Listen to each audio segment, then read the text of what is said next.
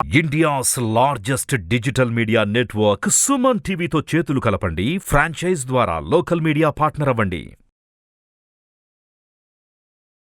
Sir నమస్తే sir Giribabu గారు. నమస్తే సార్. సార్ గిరిబాబు గారు, ఒక 3 రకాల ఇన్వెస్ట్మెంట్ ఆప్షన్స్ గురించి డీటెయిల్గా తెలుసుకుందాం అనుకుంటున్నాను. పీపీఎఫ్ అంటే public provident fund, post office saving schemes, mutual funds. ఈ మూడింట్లో అసలు అంటే ఏ కేటగిరీ ఆఫ్ పీపుల్కి ఏదేది సూటబుల్ అవుతుంది, వీటిలో ఉన్న రిస్క్ ఏంటి, రివార్డ్ ఏంటి, రిటర్న్స్ ఏంటి? మంచి క్వశ్చన్ అడిగారండి. మనం ఎప్పుడు ఇన్వెస్ట్మెంట్ చేసినా దానికి ఒక బేసిక్ థంబ్ రూల్ ఉంటుంది, దానికి ఒక ఫార్ములా ఉంది. ఏంటంటే SLR అంటే సేఫ్టీ, లిక్విడిటీ, రిటర్న్స్. ఇప్పుడు మీరు అడిగిన 3 ప్రోడక్ట్స్ కూడా PPF, post office saving schemes and mutual funds, ఈ మూడిటికి కూడా దాని యొక్క పరిధిలో 3 సేఫ్టీ ఉంటాయి, లిక్విడిటీ ఉంటాయి, రిటర్న్స్ ఉంటుంది. ఈ మూడింటితో పాటుగా రిస్క్ అనేది కూడా అసోసియేట్ అయి ఉంటుంది. ఈ రిస్క్ అనేది మనం ఎలా దీనికి అసోసియేట్ అయి ఉంటుంది, ఈ SLR అనే కాన్సెప్ట్లో ఎలా వర్క్ అవుతాయి, ఎవరికి సూటబుల్ ఇవి చూద్దాం. ఇప్పుడు నార్మల్గా పీపీఎఫ్ అనగానే అందరికీ తెలుసు, పబ్లిక్ ప్రావిడెంట్ ఫండ్. ఇది చాలా ఓల్డెస్ట్ స్కీమ్ ఇండియాలో. 15 years లాక్ అయి ఉంటుంది. దీనికి ట్యాక్స్ బెనిఫిట్ కూడా ఉంటుంది. మీకు మధ్యలో విత్డ్రా చేయాలంటే 7 years తర్వాత లోన్ ఫెసిలిటీ కూడా ఉంటుంది ఇందులో.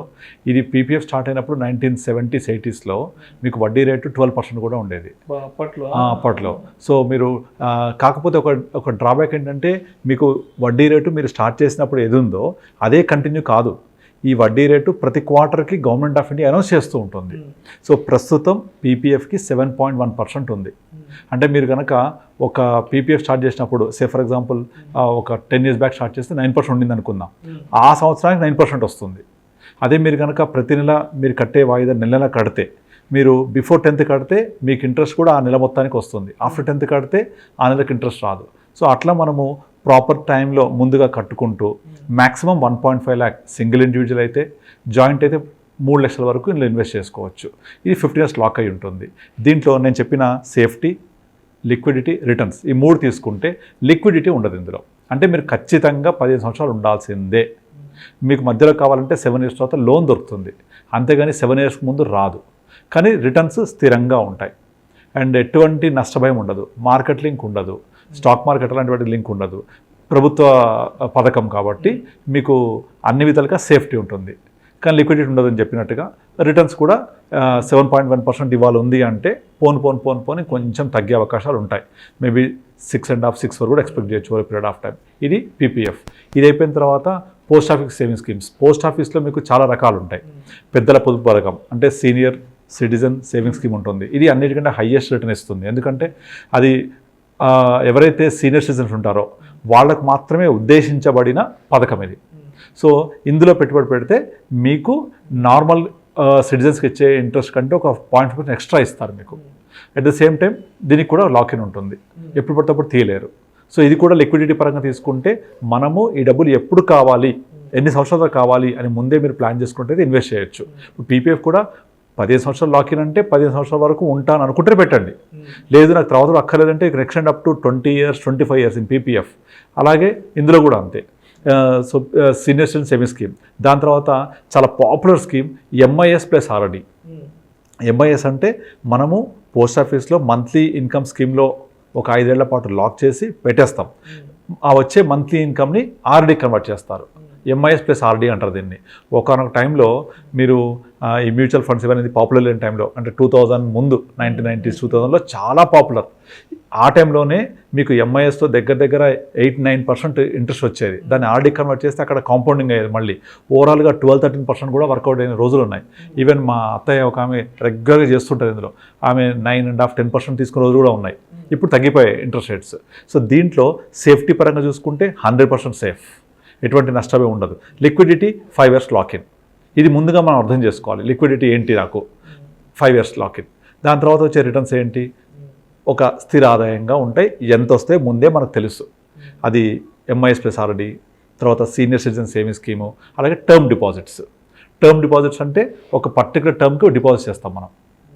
అంటే అది 1 year, 2 year, 3 years డిపాజిట్స్ ఉంటాయి అన్నమాట. ఆ డిపాజిట్ పీరియడ్ ప్రకారంగా ఇంట్రెస్ట్ రేట్స్ కూడా వాళ్ళు పోస్ట్ ఆఫీస్ వాళ్ళు నిర్దేశిస్తారు.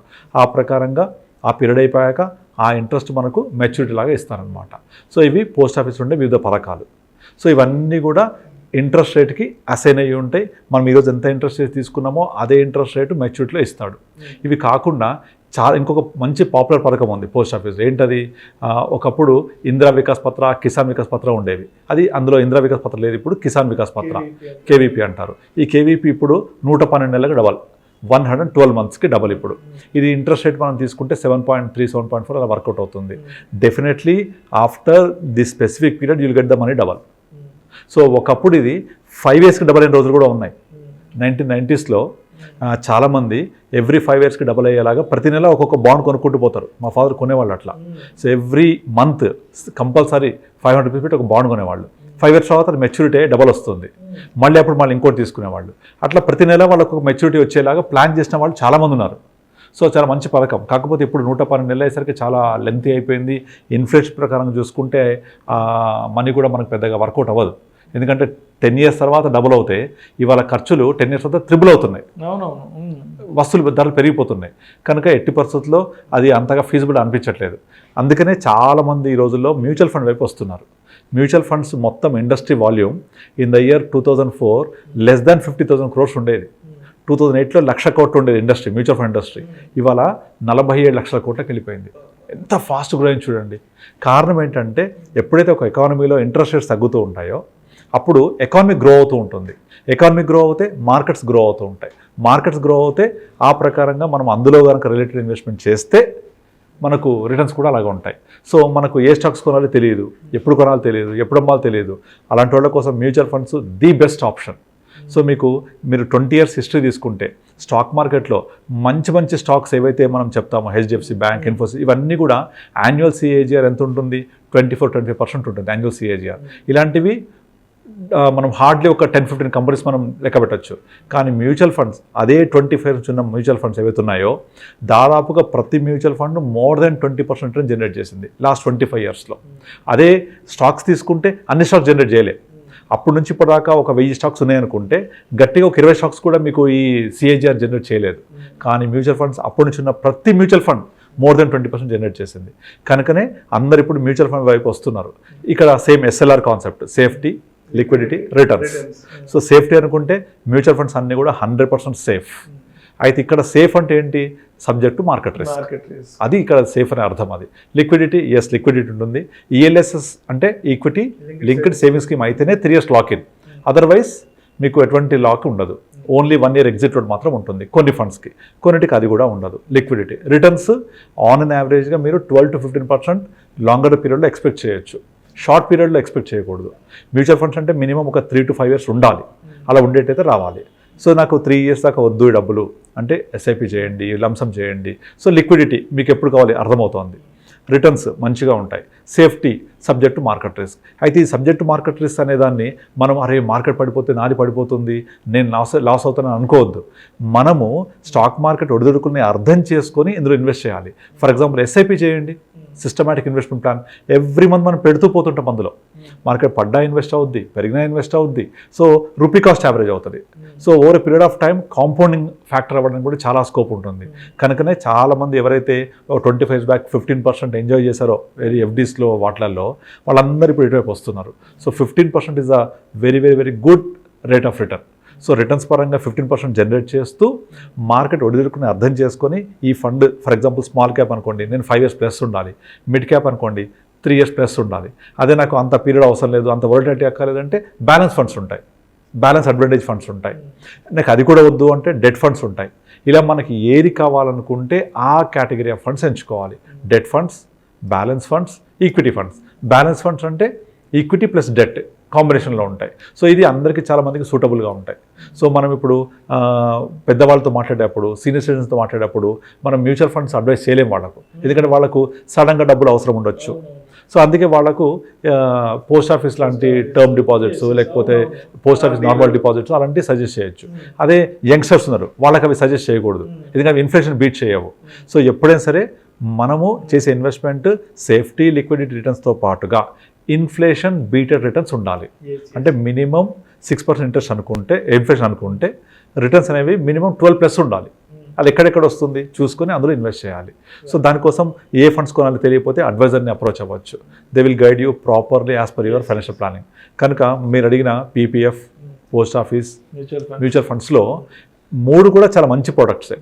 అది depends on the need, goal, మనకి ఏది అవసరం ఏంటో మీ వయసు బట్టి వయసుని ఇలా అర్థం చేసుకుంటున్నారు. కొంతమంది మార్కెట్, ఫర్ ఎగ్జాంపుల్ కోవిడ్ టైంలో ఎవరైతే మార్కెట్ పడ్డది అని భయపడి తీసేశారో నోషనల్ లాస్ని యాక్చువల్ లాస్ చేసేసుకున్నారు వాళ్ళు.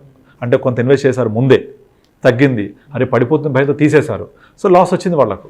అలా కాకుండా భయపడకుండా మార్కెట్ ఫ్యూచర్ పెరుగుద్ది, నాకు ఇప్పుడు అక్కర్లే డబ్బు అని ఇన్వెస్ట్ చేశారో వాళ్ళకు 3 years తర్వాత మల్టీఫోల్డ్ రిటర్న్స్ వచ్చాయి. మోర్ దెన్ 3 times వచ్చిన ఫండ్స్ చాలా ఉన్నాయి. సో ఇంత ఎనార్మస్ గ్రోత్ అనేది మనం చూసాం. కనుక మార్కెట్ దాని పాటుకు అది పెరుగుతూ పడుతూ అది వెళ్తూనే ఉంటుంది. మనం ఎలా బిహేవ్ చేస్తున్నాం ఈ మార్కెట్ తోటి, మనం ఎలా అర్థం చేసుకుంటున్నాం, ఇన్వెస్ట్ చేయాలా వద్దా, సేఫ్టీగా ఎక్కడుంది, ఏ ఫండ్స్ బాగున్నాయి, సో నేను ఎప్పుడు తీసుకోవాలి డబ్బులు అనే దాన్ని బట్టి మనం ఇన్వెస్ట్ చేసుకోవాలి. సో మన బిహేవియర్ బట్టే మన రిటర్న్స్ ఉంటాయి. ఇద్దరు ఒకే టైంలో ఇన్వెస్ట్ చేసినప్పుడు ఇద్దరికి ఒకేలాంటి రిటర్న్స్ వస్తాయి, ఎప్పుడు ఒకేలాంటి పీరియడ్ ఉంటే మార్కెట్లో, అవునా కదా? సో అంతేగాని కొంతమంది ఏం చేస్తారు, నాకు మార్కెట్ అంటే భయం అవుతుంది, పడిపోద్దేమో, ఇజ్రాయెల్ యుద్ధం వచ్చింది మొత్తం కుప్పగూలిపోతుంది, ప్రపంచ యుద్ధంగా మారిపోద్ది అని తీసేస్తే నష్టపోతాం. పర్లేదు, యుద్ధం వచ్చినా కూడా అది కొంతకాలం ఉంటుంది, నా గోల్ ఇప్పుడు కాదు, నేను 2035 దాకా ఉంటాను, నా రిటైర్మెంట్ చాలా ఇంకా లాంగ్ టర్మ్ ఉంది అనుకుంటే యూజ్ ది ఆపర్చునిటీ. మీడియా కూడా ఎప్పుడు కూడా మార్కెట్ పడిన దాని గురించి ఎక్కువ రాస్తుంది, పెరిగే దాని గురించి ఎక్కువ రాయరు. ఇప్పుడు యుద్ధం వచ్చింది, మార్కెట్ కుప్పగూలింది, బట్ దాని నెక్స్ట్ 2 days మొత్తం రికవరీ అయిపోయింది. సో అది మార్కెట్ నేచర్, అది అర్థం చేసుకోవాలి. కనుక మన కాన్సెప్ట్ సేఫ్టీ, లిక్విడిటీ, రిటర్న్స్లో సేఫ్టీ ఉంటుంది, లిక్విడిటీ ఉంటుంది, returns subject to market risk. ఆ మార్కెట్ ఒడిదుడుకుని నేను అర్థం చేసుకుంటాను, నేను అర్థం చేసుకొని మార్కెట్ పడినప్పుడు పెట్టాలి, పెరిగినప్పుడు తప్పకుండా నాకు రిటర్న్స్ ఇస్తుంది అని అర్థం చేసుకుంటే మ్యూచువల్ ఫండ్స్ అందరికంటే చాలా బెటర్. ఇవి అర్థం చేసుకోకపోతే పోస్ట్ ఆఫీస్ లేదా పీపీఎఫ్ అలాంటి వాటిలో వెళ్ళొచ్చు. అండ్ 3 కూడా ట్యాక్స్ బెనిఫిట్ పొందొచ్చు మనం. మ్యూచువల్ ఫండ్స్లో కూడా ఈఎల్ఎస్ఎస్ పథకాలు ఉంటాయి. ఈఎల్ఎస్ పథకాలు ఇన్వెస్ట్ చేస్తే మనకు 3 years లాక్-ఇన్ ఉంటాయి. అవి కూడా మోర్ దెన్ 10-12% రిటర్న్ జనరేట్ చేస్తాయి, చాలా మంచి రిటర్న్స్ ఇస్తాయి. ఓకే, సో ఈ 3 పథకాల గురించి మనము ఎక్స్ప్లెయిన్ చేసాం. Thank you sir. Thank you అండి. యా.